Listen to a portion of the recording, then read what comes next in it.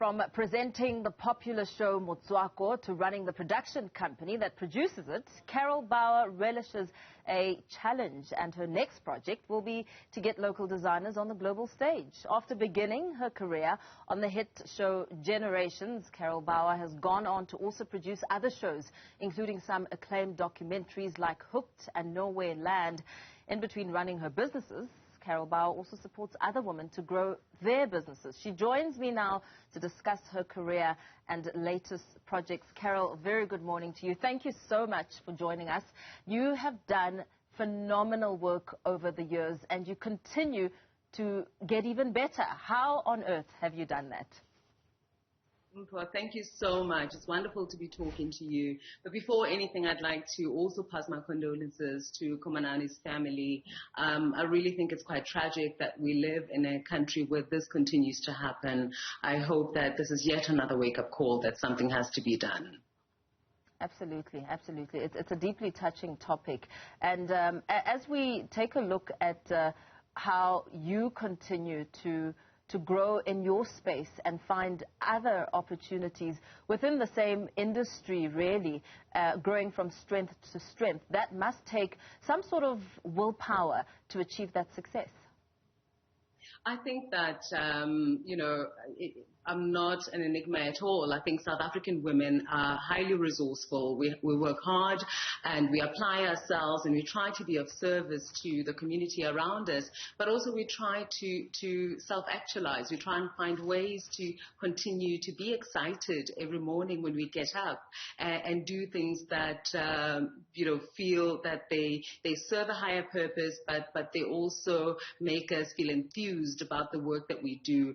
I think that Motswako has been a phenomenal show that's allowed me to really showcase to South African women their own abilities, but also for them to stop telling themselves that they are not enough, to really see their successes, to really see how incredible they've been. And I think that when someone else looks at you and encapsulates your story and puts it on national television for others to celebrate, you begin to really see who you truly are, and it propels you to do more. We've done that with Mbogoto. We do that with the African Odyssey, where we inspire them by looking at other people's stories. But it's not unique. You do that through the show, and we all just do the little bit we can. Absolutely, in one form or the other. Let's talk about your exciting projects. I mean, besides TV, you've gone into the fashion industry, launching a bespoke designer handbag, which is really a personalized journey, going into your website and actually touching and feeling the Esther Mahlangu bag, for instance. Each bag tells a different story and sort of resonates with a different kind of woman. The bags are really about celebrating particularly African women. The Esther Mahlangu bag was really a nod to a lady who I had admired for many years. As you know, she is a multi-Mbogoto winner, multi-award winner internationally. And I feel that she's somebody who's taken our culture and exported it to the world long before we were encouraged to even celebrate ourselves, long before the abolition of apartheid, long before we could even spell and live democracy. She was out in the world and saying that I am Ndebele, I'm proud, and you will take me as I am. And in doing that, she wasn't just being an ambassador for what it is to be Ndebele. She was an ambassador of what it is to be a South African woman. I celebrate her to this day. I think she's phenomenal. She continues to be an inspiration, and the bag is truly an embodiment of that. And what's been incredible about it is that it is the one bag out of my collection that's been bought mostly by South African women. And I think that, that's really testament to who she is. You also have other bags that speak to different women, the Lindiwe bag, the Moholi bag, the Amanda bag. Why was it so important to name these bags in this manner, and the messaging behind it all? Well, the Lindiwe was a way for me to ensure that I don't forget that I have this incredible Zulu name that celebrates that I was eagerly awaited. You know, I was not a mistake. My mom wanted me, my dad wanted me.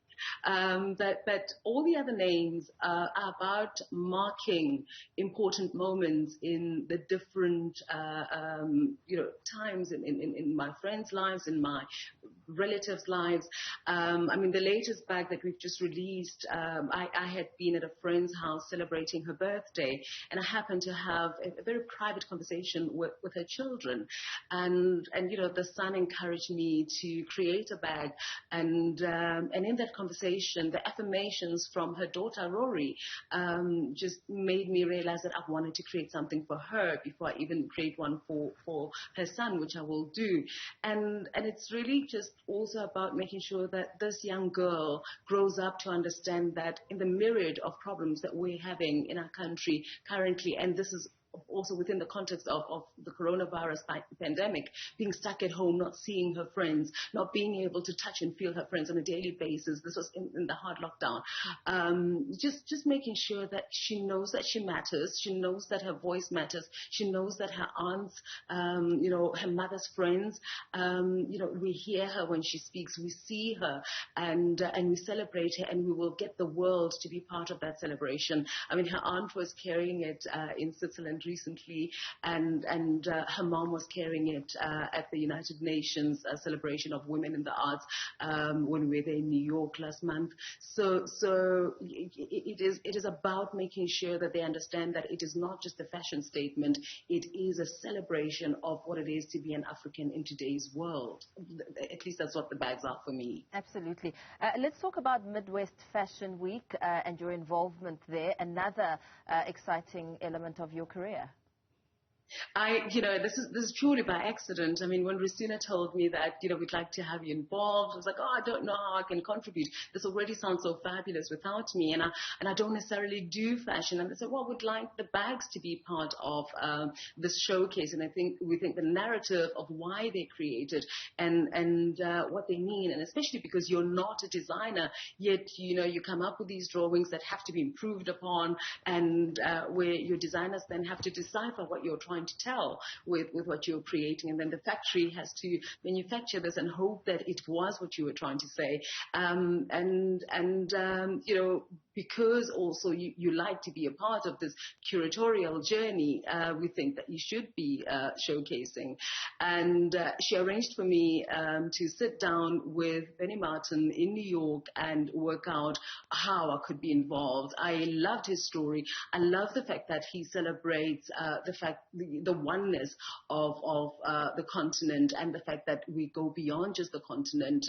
It is about the diaspora. It is about the fact that Africans across the world have to stay connected and celebrate ourselves in order for everyone else to see us as a body that matters. If you look at what they're trying to do with the Africa Free Trade Agreement, it only works if we believe in it. It only works if we begin to transact with one another, if we begin to think that our products matter and they're worthy and they're worth buying, if we begin to wear African. I'm wearing a piece from Senegal and one also from Mali. And I think that, it's really about us seeing value in what we produce and what we create.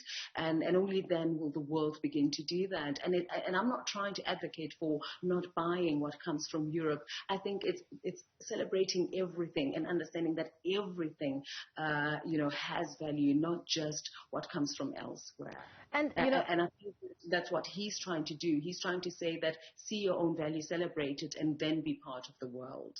Absolutely. And within your successes, there have been highs and lows. And one such low was one that really spoke to your own reputation and your name, Carol Bouwer, being associated in some form or the other of being a recipient of a 7 million rand lottery funding. You're one of 3 directors to this non-profit organization. How has that affected you? And you know, speaking to something in terms of your value as a businesswoman, as an entrepreneur, and as a media personality? I can answer that for you. It hurts me greatly. It is something that at first I thought I wasn't going to entertain, because when you know that you haven't done anything wrong, I'm a South African. I'm entitled to receiving benefits from a lottery that I think I also patronize, and I also think that one of the things that is unfair about South Africans is that when a big company tenders for something and gets the award, we celebrate and we're so happy for them. When a small company does that, there's something that is seen as sinister. So the larger companies and predominantly companies that are not headed by black females, they're seen as entrepreneurial, and companies that are run predominantly by black women, it's tenderpreneurial, but it's all tenders, and I think that I abhor that, and I think that my reputation speaks for myself. Anyone who who's worked with us, they know that we are above board.